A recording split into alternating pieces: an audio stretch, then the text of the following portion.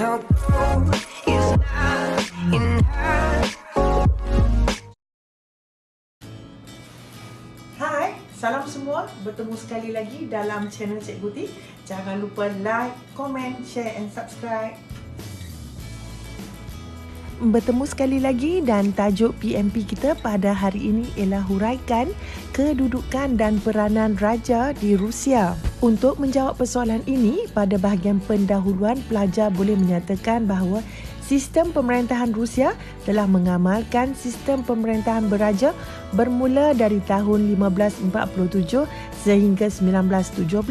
Sistem pemerintahan Rusia adalah diwarisi daripada sistem pemerintahan Empire Byzantine selepas berlakunya perkahwinan antara Ivan III dan cucu Maharaja Byzantine yang terakhir iaitu Sofia pada tahun 1469. Pada bahagian isi, para pelajar harus menjawab dua persoalan iaitu kedudukan dan peranan Maharaja di Rusia. Dalam sistem pemerintahan beraja di Rusia, Tsar mempunyai kedudukan tertinggi dalam struktur masyarakat. Rakyat perlu taat dan memandang mulia kepada Tsar. Tsar merupakan ketua dalam setiap bidang pemerintahan di Rusia.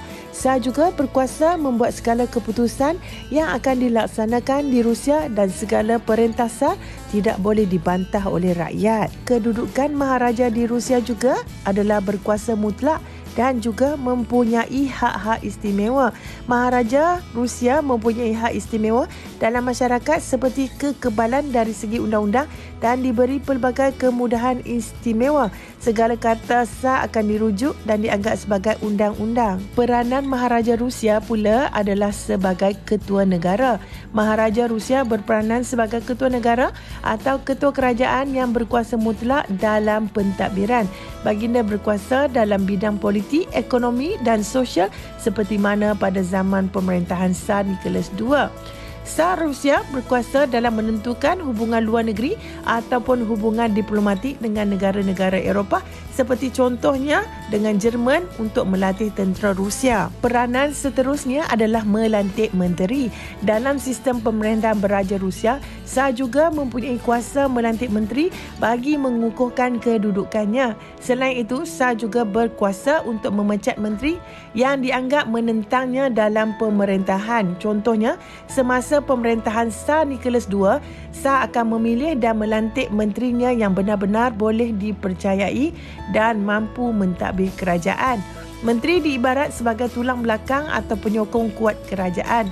Hal ini kerana kuat atau lemah seseorang pemimpin bergantung kepada golongan menteri. Peranan seterusnya adalah bertanggungjawab menjaga keamanan. Tsar Rusia bertanggungjawab untuk memilih, menjaga keamanan dan keselamatan seluruh negara Rusia daripada ancaman musuh. Sehubungan dengan itu, Tsar telah mengetuai ketenteraan untuk menjaga keamanan dan dasar perluasan wilayah. Oleh sebab itu, Rusia sering terancam. Pemerintahan Rusia telah memperkuatkan tenteranya dengan menambah peruntukan ketenteraan seperti yang pernah dilakukan oleh Peter the Great. Peter telah memastikan peruntukan perbelanjaan pusat memberi keutamaan kepada pertahanan Rusia. Peranan Maharaja yang seterusnya adalah mengetuai bidang ekonomi. Pemerintah Rusia juga bertanggungjawab untuk memajukan ekonomi negara supaya bertambah kukuh dan stabil. Kesungguhan pemerintah Rusia dalam memajukan ekonomi dapat dilihat semasa pemerintahan Peter the Great, Alexander II dan Tsar Nicholas II. Semasa Peter the Great, beliau telah menggalakkan pembangunan industri perkilangan seperti membuat senjata, peralatan tentera, pembuatan makanan, sektor pembuatan tekstil, kertas, kaca dan barangan kulit. Industri besi dan keluli juga dimajukan di Ural sehingga Rusia muncul sebagai pembekal besi utama untuk pasaran Eropah pada abad ke-18. Seterusnya, peranan Maharaja di Rusia adalah sebagai ketua agama Kristian.